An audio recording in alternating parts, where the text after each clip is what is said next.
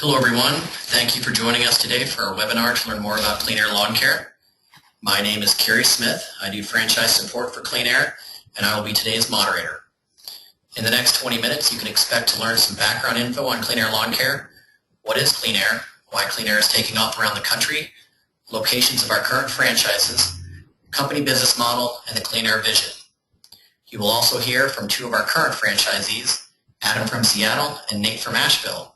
After that, we'll have a 10-minute Q&A session where we will answer your questions. For those of you who haven't done this before, here's how you'll do that. You should see a vertical toolbar on the side of your screen. There's a Q&A section in that toolbar where you can type in your questions. Please feel free to type questions in at any time during the presentation. Your questions will be fed into the queue and answered during the last 10 minutes of our webinar. If we can't get to your questions, we will follow up with you after we're done. Thank you again for joining us today, and now I will introduce our speaker. Kelly Giard is the founder and CEO of Clean Air Lawn Care. Kelly was also the Entrepreneur Magazine Emerging Entrepreneur of the Year in 2009. And with that, I will pass things over to Kelly Giard. Thanks, Gary. Welcome everybody, and I hope you're having a good spring. It's a nice day here in Fort Collins, probably 70 and sunny. Grass is starting to come up. And that's what we get excited about. So I am going to talk for like 15, 20 minutes, and then we'll bring in Nate and Adam. Nate is in Asheville, North Carolina, and Adam is in Seattle, Washington. Adam's been around a while, and one of our larger franchise operations. And then Nate is in his first 30 days. So you'll see two different perspectives there. And what I'm going to do is just kind of walk through some information, general information, and I will also field some questions and direct those either to myself or the other two as it goes along. So Clean Air is basically a triple win business model, and it is a true version of that. You know, it's very, very obvious, very direct. We can measure with our emissions reductions and also chemical reductions in down to the square footage, down to the dollar, the impact of what we do. And so obviously the three parts of the triple win are a happy customer, profits, and then the planet piece. And yeah, it's very, very clear in ours. We can measure our location down to, hey, this location reduced 40,000 pounds of emissions in 2014. Or this location reduced 10,000 pounds of chemicals that would have been put down in 2013. So it's a very exciting business model that way. And it's an old business model. It's not something that new. We're just a disruptive version of it. And so yeah, most of you are looking at this as an entrepreneur, and that's what this is. It's a disruptive business model, where we're going into a very well-established and what I would call archaic industry and saying this can be done better. And we're going after that premium customer, but what we're trying to do is exactly what the customer is used to. You know, give them that weekly service with the solar powered mowing, and then every 6 to 8 weeks with the organic fertilization programs.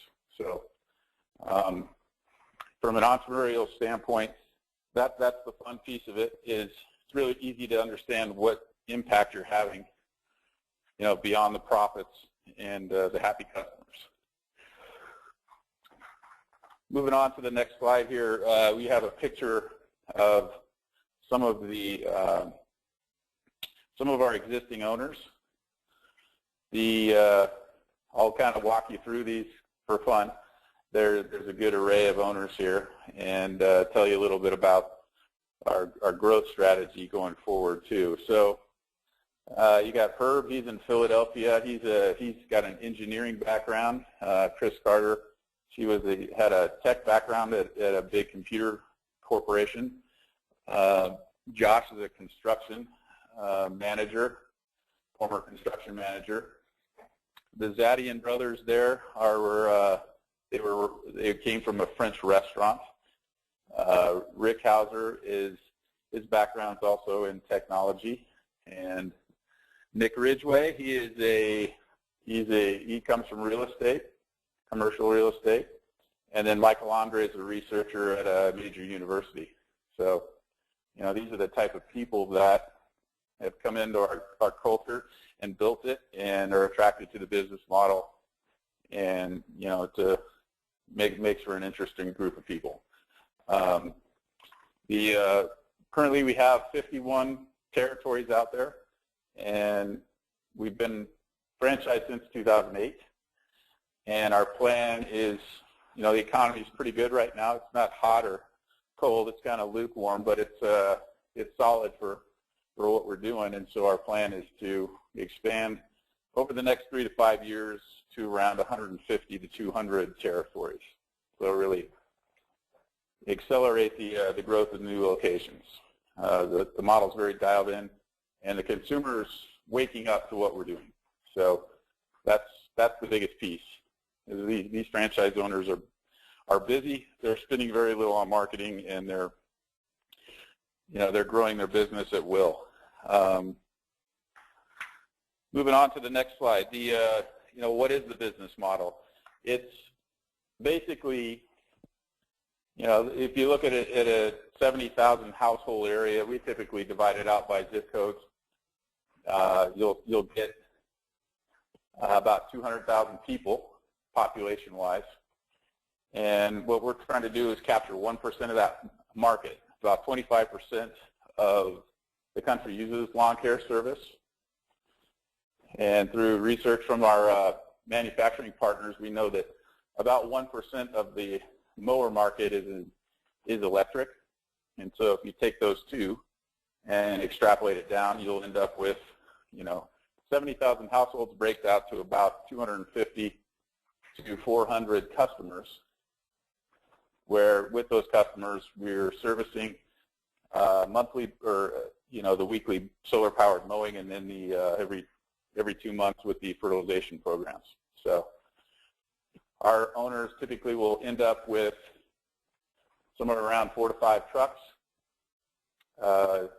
3 or 4 of them would be mowing, and then 1 or 2 of them would be for treatment. And average revenue around $400,000 to $500,000 a year, where the owner is, getting cash flow of around $100,000 to $150,000. So it depends on how involved they are in the business and how well they're running it. So that's an overview of the model. Moving on to the next slide. The main thing we focus on with our branding is the organic treatments. So fertilizations, soil amendments, building healthy soils. We do granular, we do liquid, and lawn care business in general is about $15 billion a year.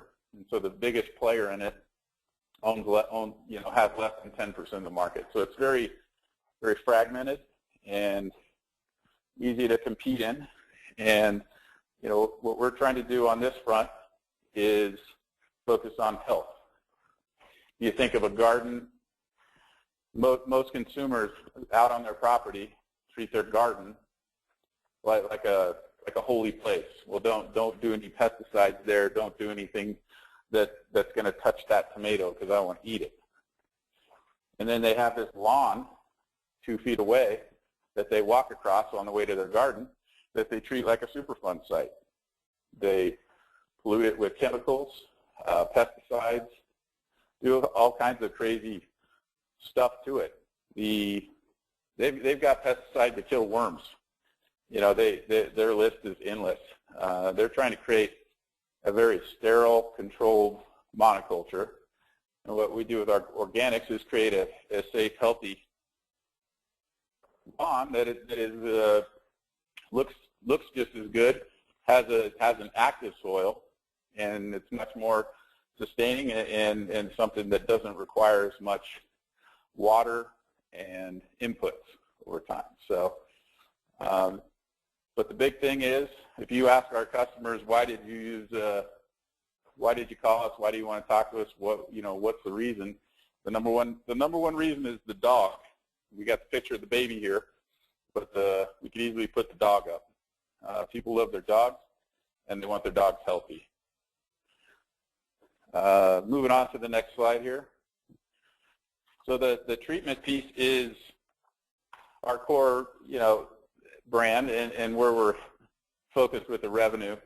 The other major piece is the solar-powered mowing, and so we use electric equipment with our solar system. Our solar system we designed and invented ourselves, and when it's coupled with the lithium technology, it works really well in place of gas. So the equipment has really evolved over time here quickly, and where we're looking at, we used to, haul around 15 different batteries and buckets and this sort of thing to make sure we didn't run out with lead acid. But these days with lithium, you can, it's like the old house phone, you can have one battery and use one battery charging, and the battery charges back so fast that it's ready to go by the time you kill the battery in use.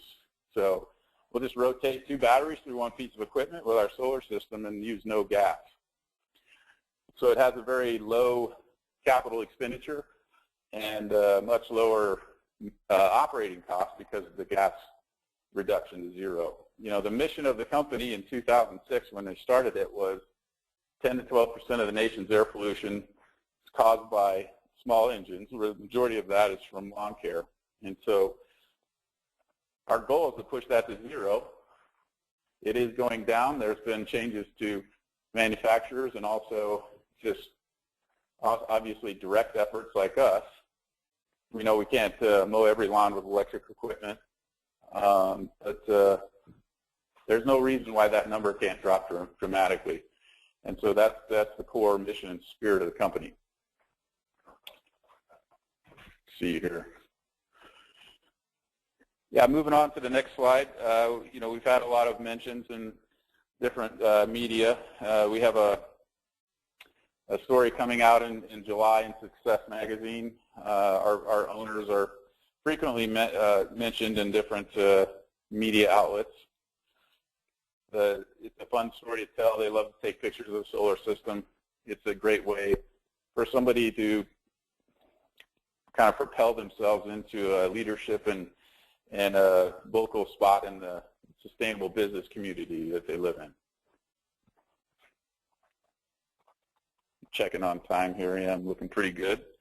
Yeah, moving on to the next slide. So here's some more of the hooligans that work here. You got our franchise sales guy, our Jackson Hole owner, our Cherry Creek, Colorado owner, and our Spokane, Washington owner, and out having a good time. Lawn care is not that serious. We got a lot of high achieving type people, but one of the benefits of it is, if you screw up, you can come back next week and make it right. So it's not heart surgery. It's nothing to get too stressed out about. And, we try not to get too serious about it. Sometimes the homeowner and the customer does, but, that's nothing we can't fix. Grass is pretty resilient. So moving on to the map here and just kind of wrapping up on my end. The map shows a pretty good showcase of where we have locations currently. It's also a good platform to discuss where we're planning to grow. Our current markets, some of them that we've been in for a time, are inundated with leads. And so places where we already are, a lot of our owners are pursuing maybe 10 to 20% of the inquiries, estimate requests that come in. Some of them are even creating a waiting list and saying, hey, I can't handle it, because they say, I want to add a truck, I want to add grow this amount this year, and they hit it pretty quickly. A lot of it's just because the consumer is waking up. And so what we want to do is, take this from 50 to 200 and focus on some of these areas like Seattle, Portland, Oregon, Atlanta, Georgia would be a great place to get going. We're just opening in Miami. We have multiple locations we're working on in Florida. Florida obviously is a lawn lawn care economy of its own with California also. So, Texas, we're definitely looking at San Antonio, Houston, adding more in Austin. Dallas, Dallas is a pretty conservative city, and it's pretty interesting that we're doing really well there. It's kind of an oil town, but people like the service for different reasons. Might not be the environmental piece. Not a bunch of Al Gore lovers or something like out there in Dallas, but they do love health. They love quiet, professional, those sort of things too. So really looking to broaden it out and to get into some new states too. I think we're in around 15 right now. It'd be good to get it up to around 22, 23 in the next couple of years. Get some new pioneering owners out there too. So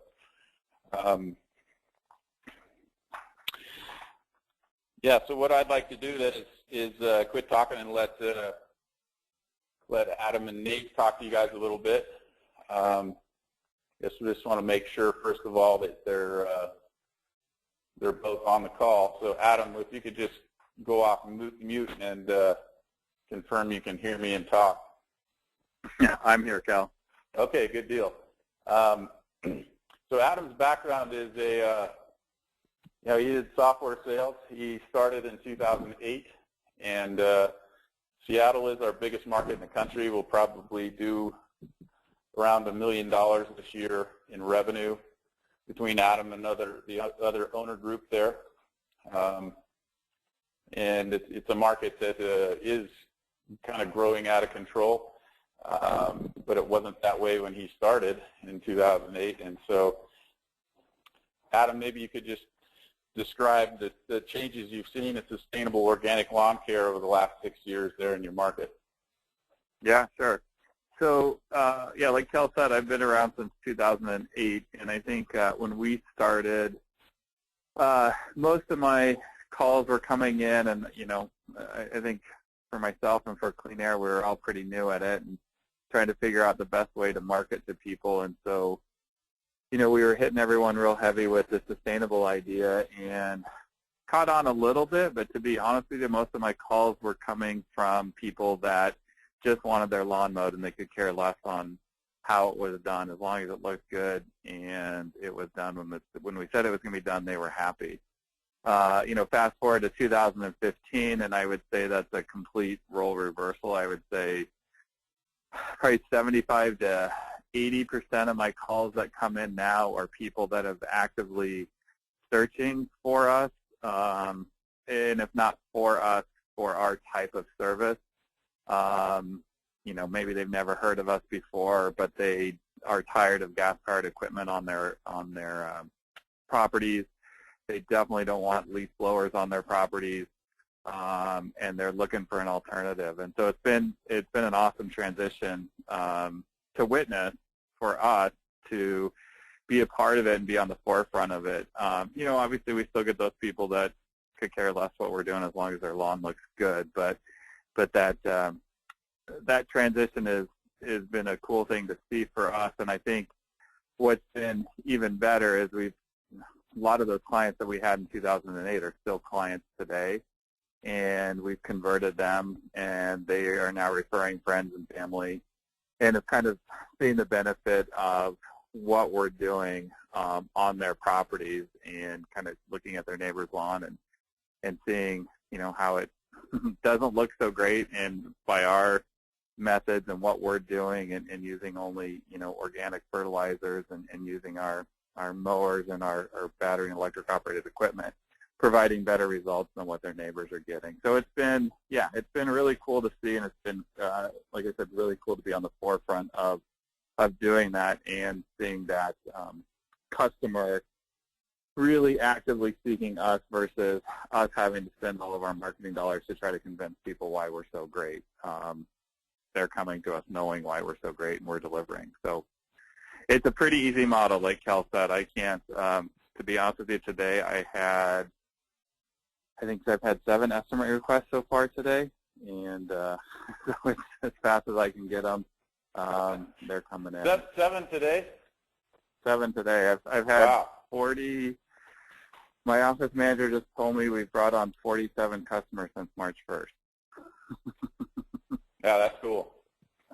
Yeah. Yeah, so that's very exciting.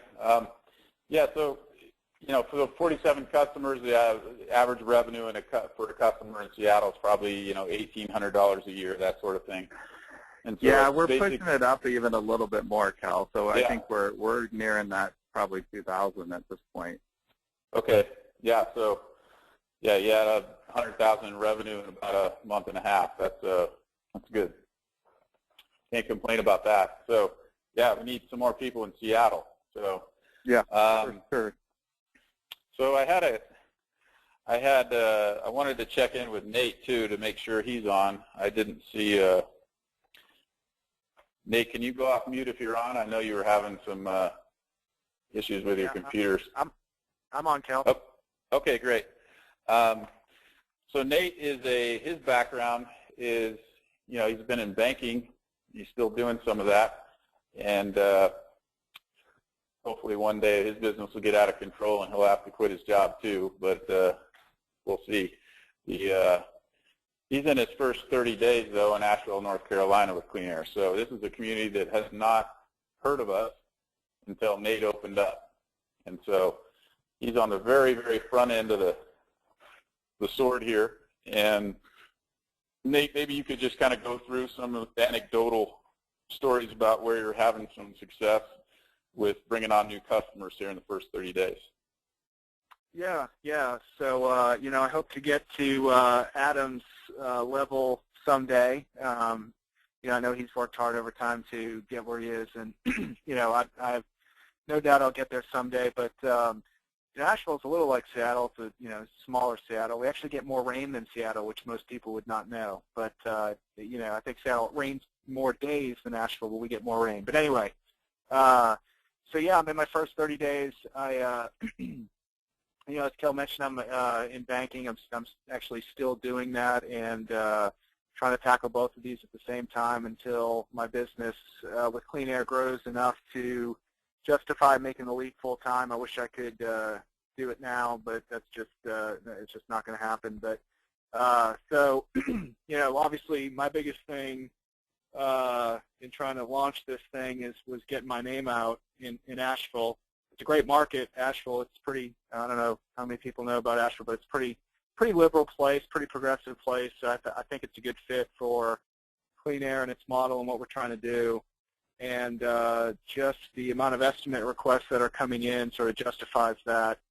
So I think that probably the biggest source of my estimate requests right now are just via Google searches within, I don't know, it was within literally a matter of a week and a half, maybe 2 weeks since the website went active. We ranked #1 on Google and Bing for searches for organic lawn care. So that's pretty powerful and was one of the reasons, why I decided to go the franchise route. Of course, you can start this thing if you want to. You can start an organic lawn care company if you want to. Even, figure out a way to get a solar panel mounted to the top of your truck. But the past experience, the last however many years I've been doing this, and the power of the website really is, it is powerful. There's other guys in town that are doing the same thing as I am, but nobody knows about them. They don't have a website. If they do, it's not very good. And they definitely are not ranking well in Google or Bing. So that alone has been very powerful. I've also spent a little bit of money and advertised on NPR here, just trying to build the brand and getting our name out. And I've gotten a lot of positive response from that. It remains to be seen how profitable that will be. Certainly get a lot of people that are intrigued and call you up. I've definitely signed up a couple folks, and it's worth it either way. I think I'd do it again, but I've been doing a little bit of that, and Facebook has been a pretty big producer for me. I'm personally not on Facebook, but a manager I hired created a Clean Air Lawn Care Asheville Facebook page, and you know, my wife has about a million. I'm exaggerating a little bit, but she's got a lot of Facebook friends, and so she sent out a little note, and all of a sudden, you know, people were, you know, posting stuff on their walls and everything else, and it sort of kind of spiraled from there, and I've gotten a lot of good leads from doing that. But you know, we're trying to do some other things, like I've been working for the last couple of months trying to get an article in the paper, which I think we're pretty close to getting that. So you know, really just anything to get our name out there, and from a marketing perspective, that's my main goal right now, and to keep my head above water, trying to manage these two jobs. But you know, it's getting easier by the day. You know, I'm figuring out how to be more efficient and getting my manager on board. So so far so good. Yeah, that's great. Thank you, Nate. We've had a couple of questions come in, so at this point, if you do have other questions, you know, fire them off. I believe, as Carrie said, you can enter them from the side panel there. The first question I'll send over to Adam. It's how do you control the broadleaf weeds organically? We have a couple ways to do it. I guess in the beds, we hand pull everything, and in the turf, there's a couple products out there that are organically derived that will control the broadleaf. You know, for us, I think our biggest issue is timing it right with our weather, because in the spring we do get so much rain that we've always got to make sure that it's dry and the conditions are right.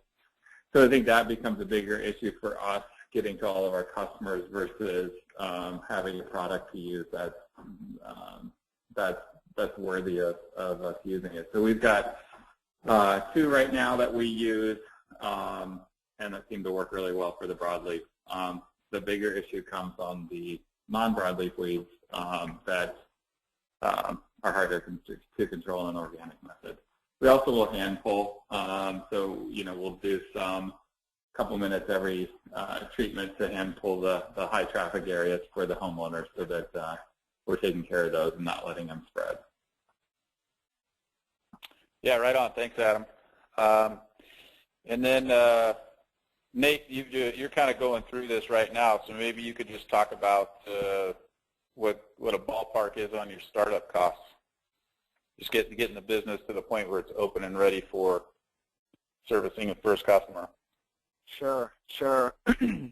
Well, you know, I don't know how much they know about the franchise fees, excuse me, but there are two different options there, and basically the difference is, you know, the more you pay, the less you have to pay in franchise fees to the company. I opted to go with the higher franchise fee of $35,000 versus $25,000. You know, basically because I figured in the long term that would be more advantageous. And then, you know, so that's sort of a fixed cost. You know what you're going to do there. And then the other stuff, like you know, equipment, and I think that can vary. You know, for me, I found a used pickup truck for, you know, I think I got the truck and the solar install and everything for about $8,000 or $9,000, which is probably on the low end. I would say I got kind of lucky with that. And then, of course, I spent a little money on truck graphics. You know, I spent about $1,200 on that, which you could probably get away with doing a little less, but since I got the truck and solar installed for a little less, I went and decided to get the truck looking really nice since it was a used truck. Yeah, and then your equipment, you know, your mowing equipment, that varies widely too, depending on what you need. For me here, we have, you know, I think we've got some bigger turf areas than Adam does in Seattle. You know, I'd say right now our average turf size that we're dealing with is, you know, probably between 7,000 and 10,000 square feet. I've got one that's 18,000, probably no smaller than 2,500. So we have some bigger lawns here. So I decided to go with some a little bit more expensive equipment on the front end. So, I don't know, my two mowers probably cost, I don't know, probably $11,000 for a 33-inch and a 20-inch walk-behind mower. But again, if you're in a market where there's kind of smaller yards, you definitely don't need that. But I would say all in so far with franchise fees and equipment, probably in the neighborhood of 55,000, I would say, and that gets you up and running. You can start tomorrow. Yeah, great. Thanks, Nate. That was a good overview. So we'll do one last question here.